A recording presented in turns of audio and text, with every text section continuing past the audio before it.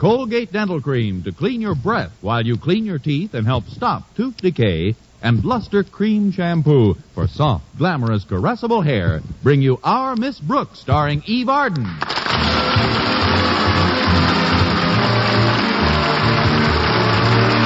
It's time once again for another comedy episode of Our Miss Brooks under the direction of Al Lewis. Well, many of us like to share Easter breakfast with our friends. Our Miss Brooks, who teaches English at Madison High School, looked forward all week to sharing hers with several of her students and some of the faculty. Some of the faculty being biology teacher Philip Boynton. Yes, Mr. Boynton is enough of the faculty for me. At least I hope he's for me. I know I'm for him. So much for the world of sports. Saturday afternoon found me making arrangements for the big day in my landlady's kitchen. You certainly look domestic, bustling around that stove, Connie. Tell me, what was it you just plopped into that pot of boiling water? My thumb, Mrs. Davis. Oh, you mean the white thing. That was an egg. They've got to get nice and hard before we can dye them. By the way, I saw Harriet Conklin helping you with our Easter baskets before. Where did our beloved principal's daughter disappear to? I sent her to the grocery store for some more eggs and some dye. We were running short. Harriet is certainly a sweet little girl. Yes, she is. Just goes to show you how little there is to heredity. Let's see those Easter baskets again. Plenty of straw, jelly beans, little yellow chicks. There's just one more thing I'd like to see in each one. What's that, Connie? A chocolate bunny with a $1,000 bill in his mouth. I'm afraid that's asking a little too much. All right, then. I'll settle for a wax bunny. I'm back, Mrs. Davis. Hi, Miss Brooks. Hello, Harriet. Did you get the stuff? Yes, ma'am. Here's the dye, and I got a couple of dozen eggs. Good. Let's put some more of these in to boil. I'll do it. What's the schedule for tomorrow, Miss Brooks? When do you want us to come for breakfast? Oh, about 10 o'clock will be fine, Harriet. Then we'll all be on time for the Easter parade. I'll bet you'll look stunning, Miss Brooks. What kind of an outfit are you wearing this year? Well, in some ways, it's quite similar to the outfit I wore last Easter. How do you mean, Miss Brooks? Same hat, coat, dress, and shoes. I did invest in something new, though. A Gossard narrow-line girdle. Does it really make you look narrow, Connie? Narrow? When I stand sideways, you can't see me at all. I like to think. Oh, that reminds me. I'd better get over to the cleaners and pick up Daddy's Easter outfit. You know how meticulous he is when he appears in public.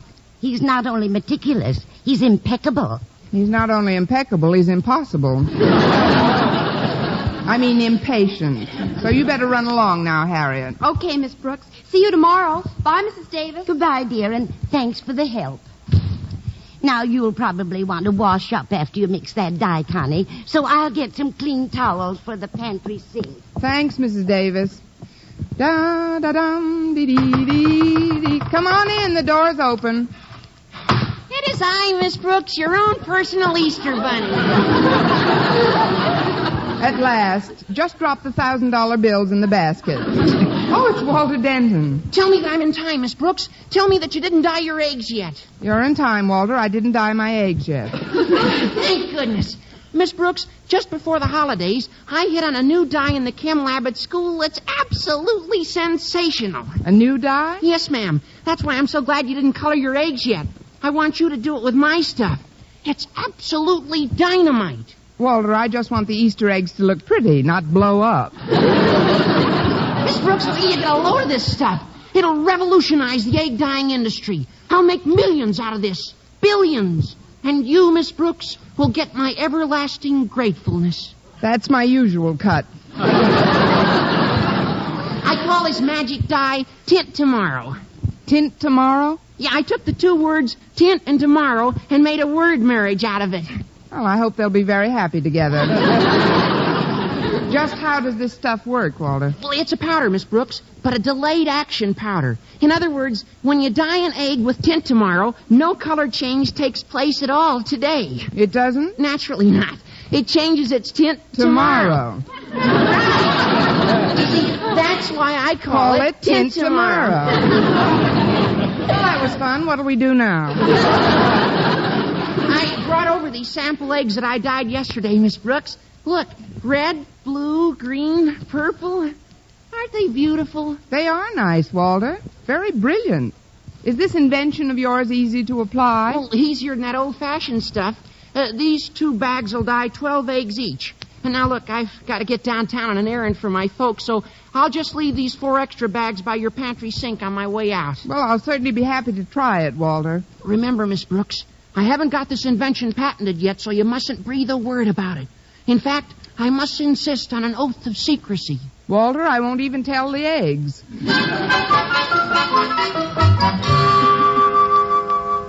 Here are the clean towels, Connie. I'd have come back sooner, but I was on the phone with Mrs. Conklin. She's got a problem, poor dear. I know. I work for him. Oh, I don't mean Mr. Conklin. She's worried about parading in the sun tomorrow morning. She says she gets a lot of freckles that way. Oh, that's as good a way as any. What did you recommend? Some of this remarkable face cream I got at the beauty parlor last week. It's called Freckle Off. Freckle Off? This is a big day for me. First tint tomorrow, then freckle off. Tint tomorrow and freckle off. Sounds like a Polish piano team.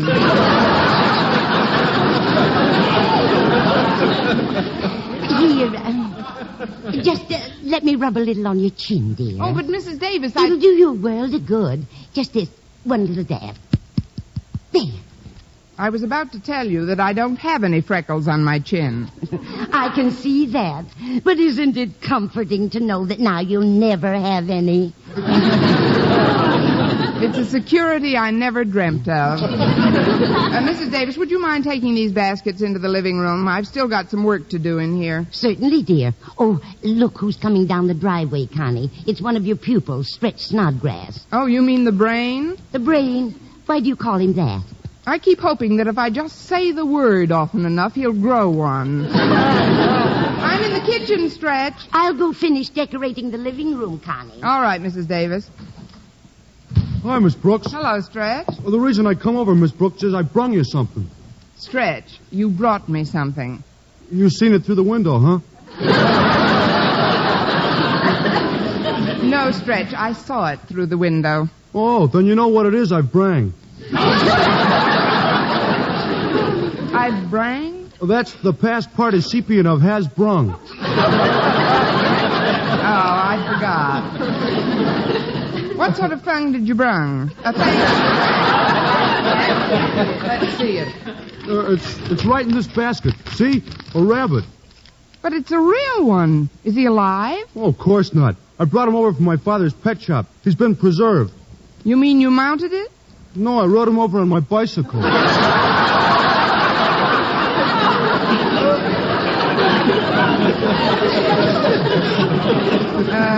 But Stretch, what am I supposed to do with a stuffed rabbit? Oh, I thought he'd make a nice centerpiece for your table tomorrow morning. Oh. If I say so myself, this is quite a good example of taxi...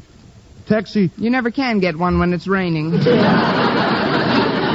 thanks for the rabbit, Stretch. It was very sweet of you to bring it. But before you go, what's that big smudge on your face? Oh, that's from falling off my bike, I guess. I took a shortcut through the meadow. Well, there's a sink in the pantry. You can wash in there. Here, take these towels in with you. Towels? Ain't you got no shower curtain? We use towels here. It's a new fad. And Stretch, if the soap dispenser's empty, you'll find some powder to fill it with in the cupboard. Okay, Miss Brooks. I've got to carry these empty egg boxes out to the incinerator, Stretch. See you later. Nice little pantry. Well, I guess this thing is a soap dispenser, all right. Let's see now. Where's the powder I'm supposed to fill it with? Oh, it must be in these 4 little bags. It says, Tint Tomorrow. Well, that's a funny name for a soap powder. Well, I'll just dump them all in the dispenser. Now I'll fill the sink with enough water to wash up with. That ought to do it.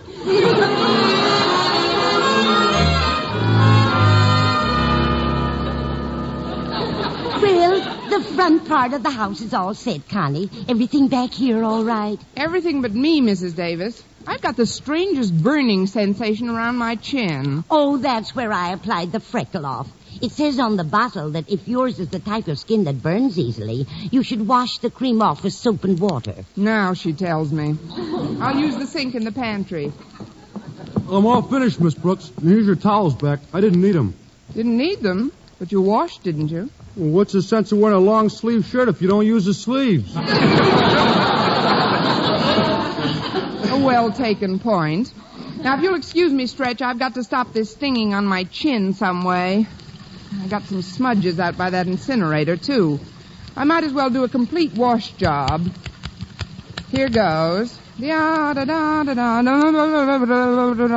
Brooks, if my face was as pretty as yours, I'd never wash it. Boy, I'll bet you're going to be the swellest lady in the Easter parade. Oh, I don't care about that, Stretch. All I want to do is brighten the little corner where I am.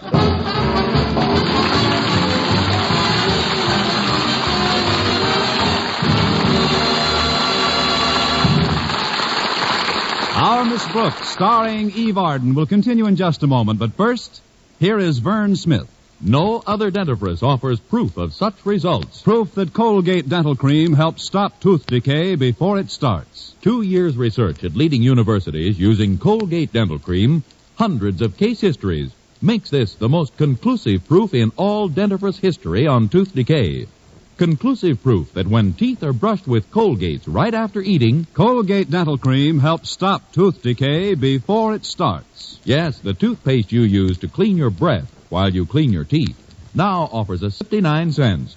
Always use Colgate Dental Cream to clean your breath while you clean your teeth and Help stop tooth decay before it starts. remember, no other dentifrice offers proof of such results.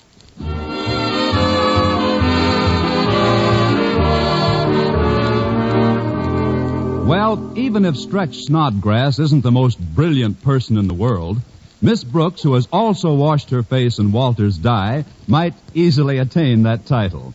However, since the dye, which is still in the dispenser, requires hours of exposure before it works, Miss Brooks didn't know on Saturday afternoon what a colorful Easter she was facing. Will you answer the doorbell, Connie? I'm just getting out of the tub. All right, Mrs. Davis, I'll get it. Well, Mr. Conklin, Hello, Miss Brooks. to what fortuitous circumstance do we owe the pleasure of this visit from Madison's distinguished principal? This is Saturday, Miss Brooks. You can cut down on the apple polishing. May I come in? Of course. Now then, as to the purpose of my visit, with your permission, I'll come right to the point. Permission granted. Thank you. As you know, the Easter parade tomorrow will be covered thoroughly by the press photographers. Yes, I know. The photographers will greet us, and we'll find ourselves in the rotogravure.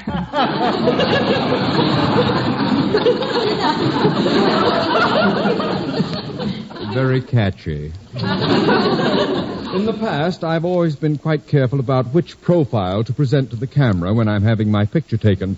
But in the parade, one never knows on which side a photographer will pop up. And when they look you over, you will be in clover.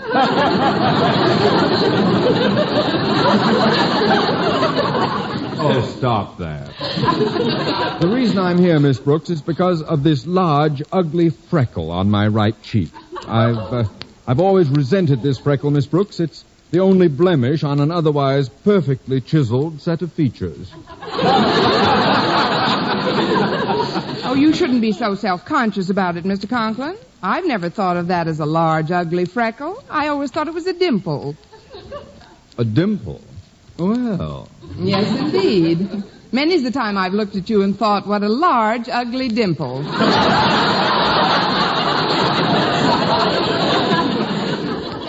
Such honesty deserves a reward, and I'll see that you get it in the school weeks to follow. Right now, I'd like to inquire about a cosmetic that my wife mentioned.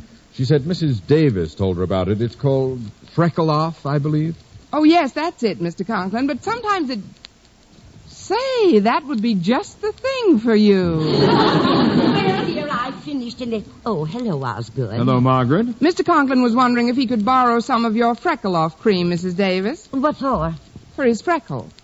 What freckle? This large, ugly freckle beneath my right ear. Oh, that.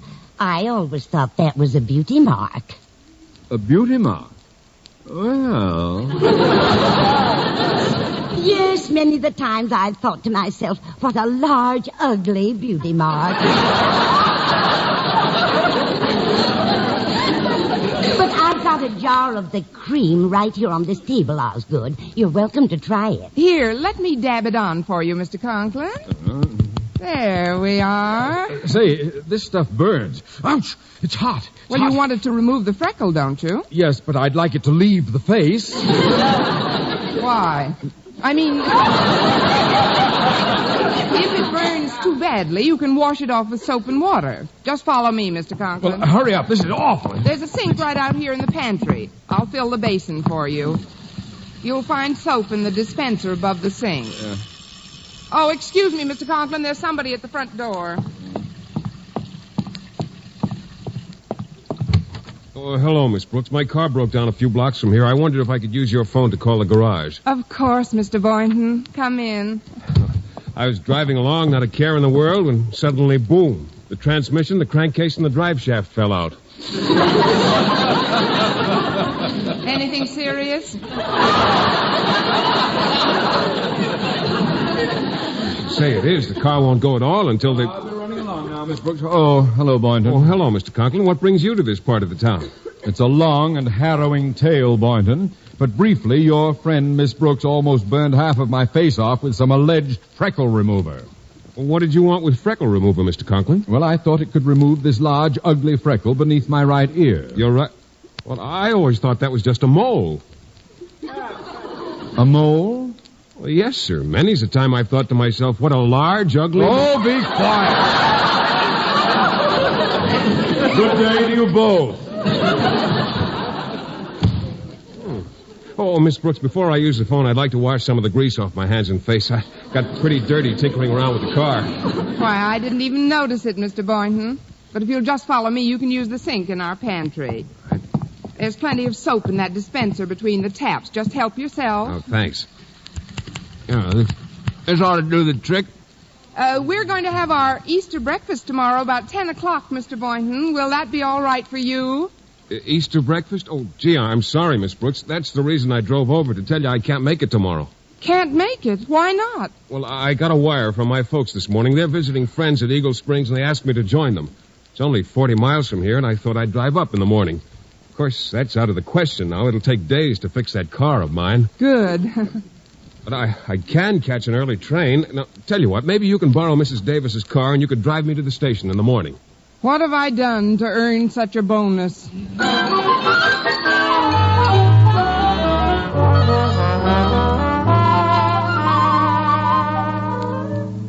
For those of us who arose on time, the Easter Sunday sunrise was an awe-inspiring sight. And in Walter Denton's house, where his pal Stretch Snodgrass has had permission to spend the night, is another awe-inspiring sight. Stretch Snodgrass. Walter. Hey, Walter, are you up? Yeah, I'm up. Let's get dressed and... What's wrong with you? Oh, nothing's wrong with me. It's you. Your face looks like an Easter egg. Easter egg? What makes you say a thing like that? Because you're all purple. Your whole face. Oh, what's so funny? Maybe I got high blood pressure. It's more like you used some of that delayed action dye of mine. Dye? Yeah, I've been keeping it a secret. I call it tint tomorrow because the color doesn't show up until the next day. Tint tomorrow? I thought that was soap powder. I filled the dispenser at Mrs. Davis's with it. Yeah, well, What? Oh, gosh. I better get over there and warn Mrs. Davis before anybody else uses it. Well, wait a minute. What about me? How do I get this purple stuff off? Oh, quit worrying. I'll invent some way to get rid of it. And even if I don't... Yeah? I can always dye you another color.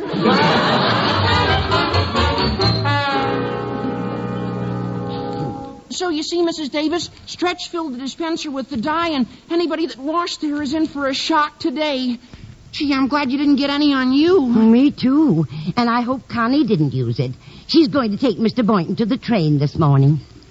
She should be coming in for coffee any minute now. Gosh, I hope everything's I've just got time for a quick cup of coffee. Oh, hello, Walter. Hello, Bill. What's the trouble? Nothing, dear. You just startled us when you came in so suddenly. Oh. I'll get myself a cup and saucer out of the sideboard. Look at her, Mrs. Davis.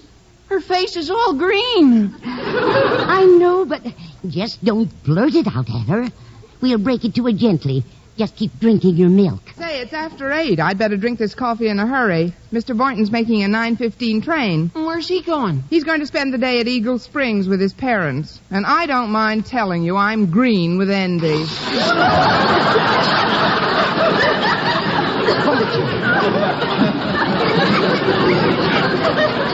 Walter, control yourself. I'll get a dish rag and... Oh, will you get that, please, Connie? All right. Hello, Miss Brooks speaking. Miss Brooks, this is Mr. Conklin. Oh, happy Easter, Mr. Conklin. I guess you're getting all dolled up Cut for the... the gab. Just answer one question, Miss Brooks. What sort of dye was in that witch's brew you smeared on my face? Witch's brew? Which witch's brew? You know very well which witch's brew. That freckle-removing junk you put on me. But there's no dye in that. Well, there must have been. You should see my face this morning. You mean it's a different color? Different color? Miss Brooks, I'm plaid.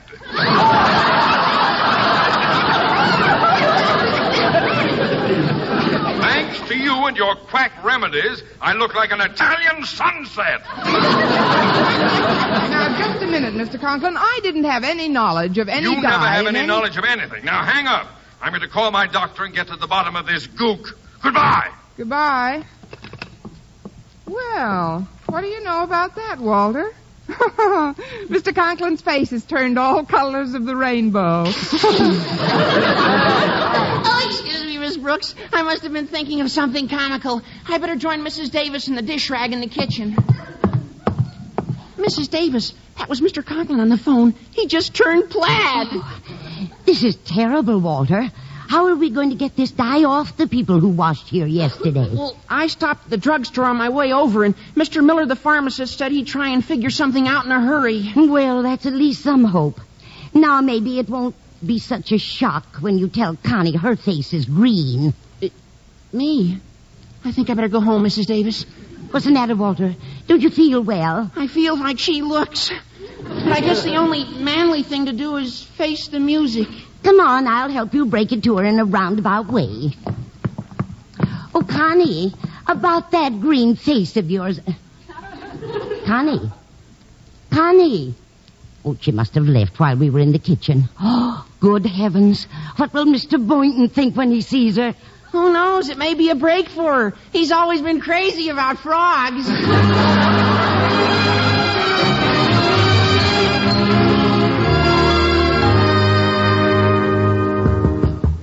Coming. Good morning, Mr.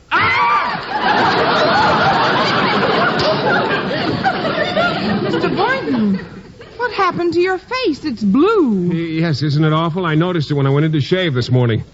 When did you notice your face was green? Huh?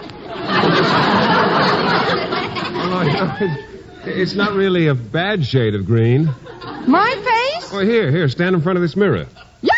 No, calm yourself, Miss Brooks. I kind of like it. Reminds me of my pet frog, McDougal. Thanks a million. How did I get this on me? Well, Walter Denton phoned me a few minutes ago and explained the whole thing. His pal Stretch put some of Walter's delayed dye into the soap dispenser in your pantry yesterday. You mean the tint tomorrow really worked? I'll say it did. It won't come off with soap and water or even turpentine. I've tried several times. Wait till I get hold of that Stretch Snodgrass. Well, I'm in a worse spot than you are, Miss Brooks. I've had to cancel my trip to Eagle Springs. Good old Stretch Snodgrass. But if you're not going away today, how about coming over to my place? Oh, no, I wouldn't budge out of this apartment with this blue face, Miss Brooks. No, I'm just going to have to stay in until it fades. I guess it's an imposition to ask, but, well, I thought maybe I could fix up a little lunch here and play some records to dance to, and, well, if it isn't asking too much, would you care to stay here and keep me company? I'll force myself. good. I'll go into the kitchen and see about rustling up some grub. Just make yourself comfortable. Oh, don't worry about green face, blue face. I'll be fine. I'll get it. Don't slug me, Miss Brooks. Everything's going to be fine. You're so right, Walter. Goodbye. No, wait. Mr. Boynton told me on the phone about canceling his trip, but now he won't have to. Not so loud. What do you mean, Walter? Well, Mr. Miller, the pharmacist, came up with these pills. You just dissolve them in warm water, and it washes the dye off like magic. No, it does it? Hand them over, Walter. I'll take them in. Okay, Miss Brooks. I'm sorry for what Stretch did. Well, I imagine I'll see you later on. Far be it from me to knock a boy's imagination. Goodbye, Walter. I'm just putting on a timely recording, Miss Brooks.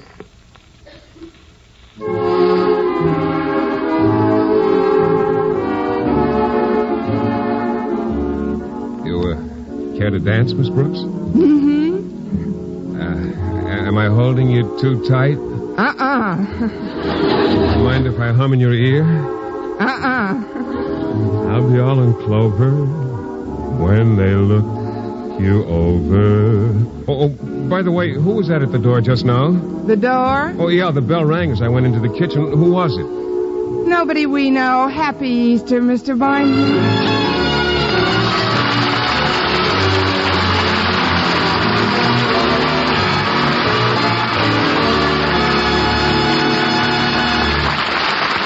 Eve Arden returns in just a moment, but first... Dream girl, beautiful luster cream girl. Tonight?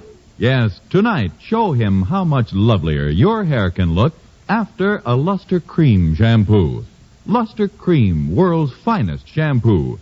No other shampoo in the world gives you Kay Daumit's magic blend of secret ingredients plus gentle lanolin. Better than a soap, better than a liquid. Luster Cream is a dainty cream shampoo. Leaves hair 3 ways lovelier. Fragrantly clean, free of loose dandruff, glistening with sheen, soft, manageable. Even in hardest water, Luster Cream lathers instantly. No special rinse needed after a Luster Cream shampoo. So gentle, Luster Cream is wonderful even for children's hair.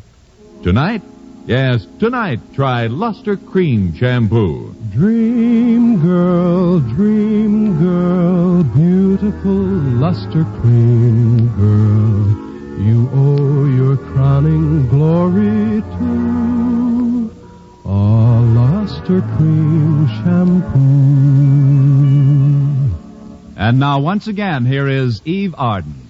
Ladies and gentlemen, on behalf of our sponsor, the Colgate Palmolive Peat Company, and all of us here at the studio, may I extend our warmest Easter greetings. Next week, tune into another Our Miss Brooks show brought to you by Luster Cream Shampoo for soft, glamorous, caressable hair and Colgate Dental Cream to clean your breath while you clean your teeth and help stop tooth decay.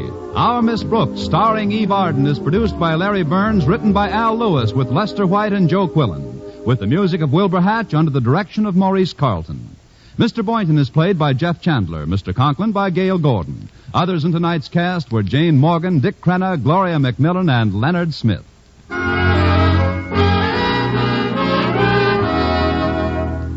For a beauty bath that brings you glamour from head to toe, get bath-size Palmolive soap. Yes, ladies, for a velvet smooth beauty lather that caresses your skin, leaves your whole body glowing with the warm blush of fragrant loveliness, enjoy a beauty bath with bath-size Palmolive.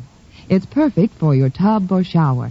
Just the gentlest massage over your body creates a glorious lather that leaves your skin delightful. Yes, for the most luxurious bath you've ever had, get big bath-size Palmolive soap.